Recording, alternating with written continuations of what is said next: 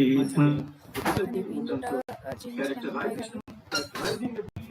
once again difficulty in terms of characterization.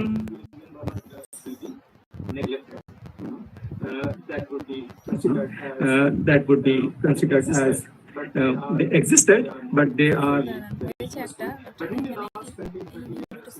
not necessarily very useful. But recognizing the value of the huge corpus of material in the Indian languages, which are very, very important for the writing of history. Then there is this devotional field of the Sufi Bhakti traditions. They shared and disputed terrains of these devotional traditions. Once again, revealed fault lines, fraught with possibilities for personal retaliations and brutal physical, political violent yogis. They were all working in some political context or the other, and they were not entirely outside of the political. And yet they were misunderstanding that they have to coexist in the sense that the political domain is not going to, though political domain will be needing these religious groups for legitimacy, and yet political domain should not be seen, would not like to be seen, favoring one group at the cost of the other. And then borrowing of ideas from a larger pool of religious ideas that would be common to both the sons and the Sufis, as well as the yogis. Quickly, I'll come back to it. But quickly, two examples which may be given here are of attitude towards Sufis who were perceived as belonging to the caste of Allah. Darvesh, Soi jo dar ki jani, Soi Darvesh Allah ki jati is Gorakhnath in Gorakhbani, beginning to be compiled around 12th century. And we have Kabir's, Sant Kabir, who was Kabiruddin Shah of Muslims. Kabiruddin Shah, Sant Kabir.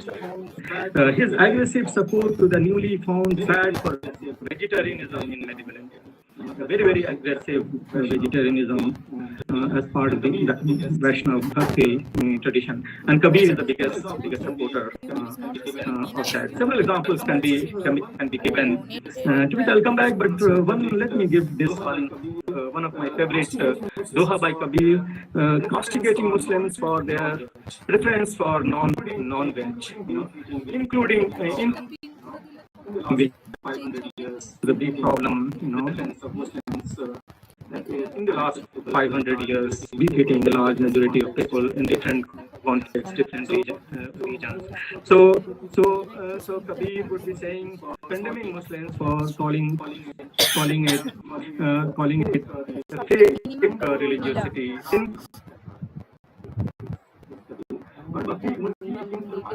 और बकरी मुर्गी किन फरमाया किसके कहे तुम छुरी चलाया. So Kabir is showing respect for animals, not only but also goats and chicken should not be slaughtered. Several examples, to which I'll come back when I'm giving some examples of the contested issues in the public domain and how do we handle them as historians. So that's what we are understanding in the of the public domain. Medieval Indian history is an racially contested field. Pressures from different kinds of ideological positions and politics of identity of various kinds together put serious constraints on the practice and writing of history. But we understand as historians that it is not impossible on our part to write a secular history of all the communal contestations. A secular, non-partisan, objective kind of history writing. Scholarly research is possible even in contexts even for subjects which are otherwise highly contested. So, the shape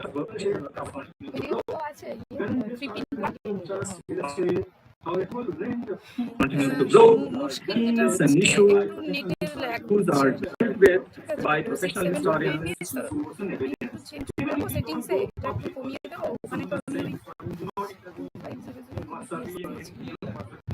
In WhatsApp University powers and therefore WhatsApp University powers flourish. That is a dubious proposition. As historians and scholars, what we are supposed to be doing is invest ourselves in our scholarly endeavor, in our teaching, and in our research. And some bits of it should certainly also go to the public domain. It needs to be educated. The public domain is highly uneducated and is completely illiterate and sometimes completely savage. And yet we understand that the critical issues relating to the complex interactions between religion and political culture are no longer being swept under the carpet, which our secular historians wanted to do, because if we talk about communal topics, there will be communalism all over.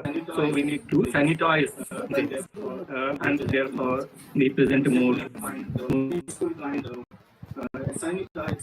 sanitized history was considered to be the ideal. But we understand that this cannot take us very far. As historians, we need to intervene from time to time. And also, we need to address such concerns which are disturbing the society.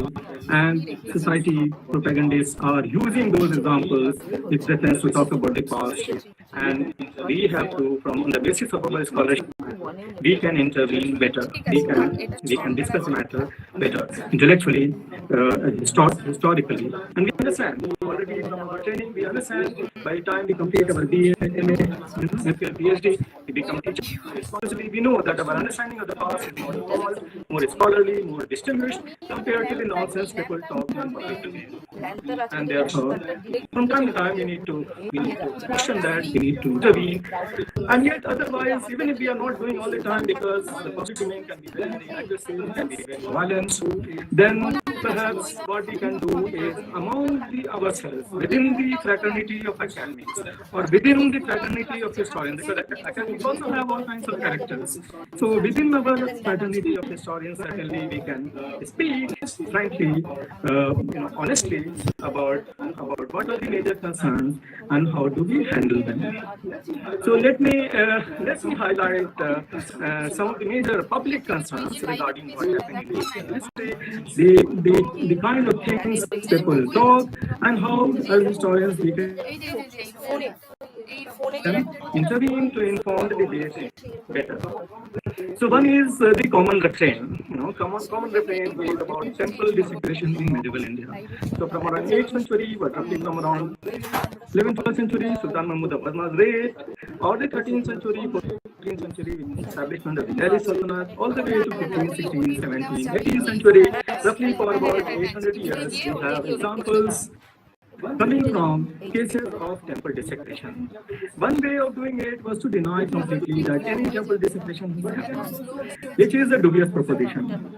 But we cannot also accept at the same time that 70,000 temples were destroyed every year in India, and it is now time to take revenge, that we will destroy 70,000 mosques and convert them into temples, which will be creating a huge difficulty in terms of a civil war in the country that people in power should understand and keep people in check for that.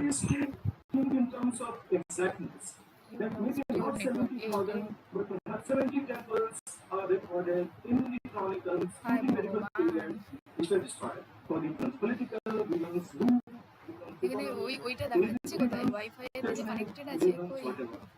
So, for instance, which are written even in Wagner, which are written in the book, they can some major temple sites which are associated with and the new political regime, Muslim political regime, granted witness also the destruction of this information. So, internet and the natural society, we need to know what exactly happened. So it's 70 temples and not 70,000 temples. So I need to know in exactness what all happened at those 70 sites. If we are concerned about what happened at one mosque, we would then and wrongly so, then we need to know also of 17 temple places of worship. ওটা না ওই অ্যাসপেক্টে আমিও সেই দিন ভাবিনি, ভেবেছি Windows screen দেখে নিয়েছি যে আচ্ছা ঠিক আছে উইন্ডোজ স্ক্রিন আছে। হ্যাঁ হ্যাঁ হ্যাঁ আমি ওটা আমি অ্যাজিউম করে নিয়েছি এবং সেই দিনকে স্টার্ট স্ট্রিমটা করতে start স্ট্রিমটা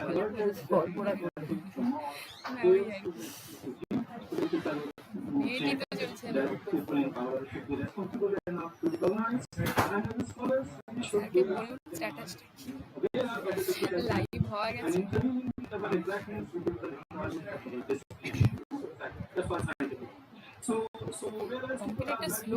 Digging for a temple wherever they are allowed. As historians, and archaeologists, we should be also taking interest in what exactly happened at certain sites about which we know historically there is evidence.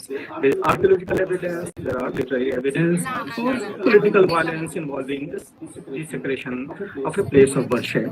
It could be a Buddhist monastery, or a Jain temple, or a Hindu temple, or subsequently perhaps even in extraordinary cases, mosque violated. So there is this madness involving desecration of places of worship, and not only that, there are threats to built heritage in general. So not only temples, but other buildings, euphemistically referred to as structures, are facing an aggressive onslaught. Some people began to say that inside the dargah of Raziuddin কিছুক্ষণ stream হওয়ার পর YouTube নেটওয়ার্কই চলে গেল, পাচ্ছে না মানে that what mess they are determined to create, and they are doing it for just some political benefits, in the process creating community relations. So historians of architecture, historians of municipal India, in such cases there are huge contestations. It is important that they intervene with information that they have in terms of blackness to help the debate, help control the debate in such a way that there is sanity in our society. The other thing is, other concern is the question of conversion. That how there are some 24,000, we don't exactly know how much Muslims in India. Sometimes they are referred from Hindu tradition, Islam, and therefore there is need to shoot for Ghar Wapsi or Shuddhikaran to take them back. Some people want to actually come back to Hindu fold if they know that their great-grandfather of the great-grandfather had converted to Islam in the 17th century, 16th century, and want to go back to their Hindu past. They will not be allowed to do so, for both reasons, political reasons, caste, purity, etc. And then there is also the other position that did medieval India rulers, try to convert the Hindu population forcibly to Islam? We do not exactly support this proposition. We don't know that, except for extraordinary cases of some lollipops offered by Aurangzeb saying perhaps you can convert to Islam, there will be some benefits, etc. But we know that the overwhelming position was not to encourage conversion to Islam. That's how we know that if Muslims have ruled here in the name of Islam very, very strongly, powerfully, Muslim population in India has never been very high, more than 20-25% of the population. I'm remembering this very fine position that was taken by Raziuddin, who was historian, a political theorist, political advisor to Sultan Muhammad Tughlaq. His position is in Fatawa Jahandari. The history that he wrote is history of the Delhi Sultanate will not be possible